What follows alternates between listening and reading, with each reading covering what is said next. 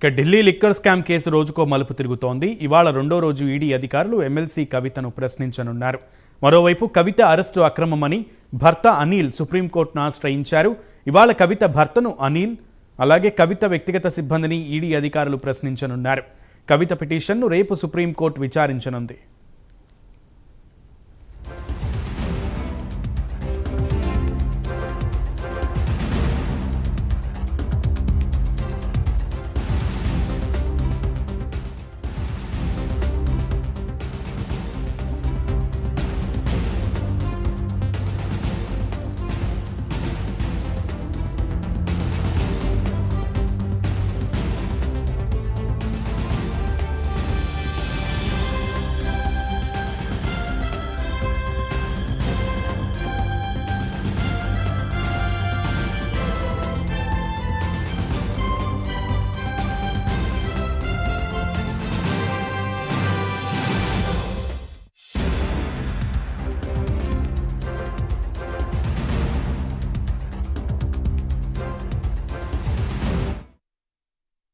Delhi liquor scam case రోజుకో మలుపు తిరుగుతోంది. ఇవాళ రెండో రోజు ఈడీ అధికారులు ఎమ్మెల్సీ కవితను ప్రశ్నించనున్నారు.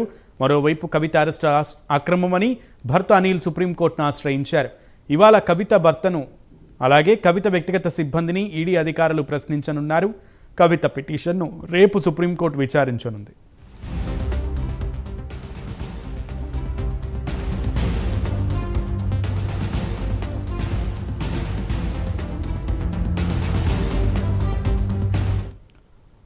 రైట్, మొత్తానికి కవిత పిటిషన్ రేపు సుప్రీంకోర్టు ముందుకు రానుంది. అయితే రేపు సుప్రీంకోర్టు ఈ పిటిషన్కి సంబంధించి విచారణ జరుగుతుంది. కానీ ఈ రోజు రెండో రోజు కవిత ఈడీ ముందు హాజరు కానున్నారు. కంప్లీట్ డీటెయిల్స్ మా ప్రతినిధి ఢిల్లీ రిపోర్టర్ రామకృష్ణ అందిస్తారు.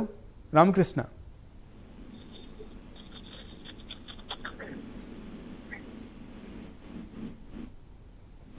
అయితే కవిత పిటిషన్ పై కవిత భర్త అనిల్ కుమార్ ఈ రోజు సుప్రీంకోర్టులో పిటిషన్ అయిపోతున్నారు. మరి ఈ పిటిషన్ లో తన భార్యను అక్రమంగా అరెస్ట్ చేశారని చెప్పేసి అనిల్ పిటిషన్ అయిపోతున్నారు. రేపు కవిత పిటిషన్ విచారణ రాబోతుంది సుప్రీంకోర్టులో.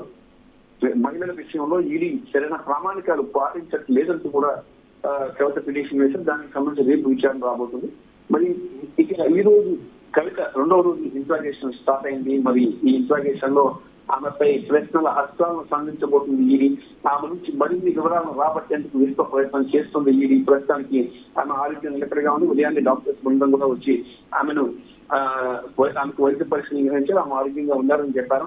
ఈ నేపథ్యంలో ఇంట్రాగేషన్ స్టార్ట్ అయింది. మరి సాయంత్రం 5 గంటల వరకు కూడా ఇంట్రాగేషన్ జరిగే అవకాశం అయితే కనిపిస్తుంది. మరి తర్వాత 6 నుంచి 7 వరకు కుటుంబ సభ్యులకు అవకాశం అయితే కల్పిస్తారు. ఏది ఏమైనా ఈసారి ఈ కవితను కస్టడీలోకి తీసుకుని విచారిస్తున్నారు కాబట్టి ఆయన సహకరించకపోతే ఈ కస్టడీని ఇంకా పెంచే అవకాశం అయితే ఉందని చెప్పేసి కూడా అధికారులు చెప్తున్నారు. దాంతో పాటు ఇక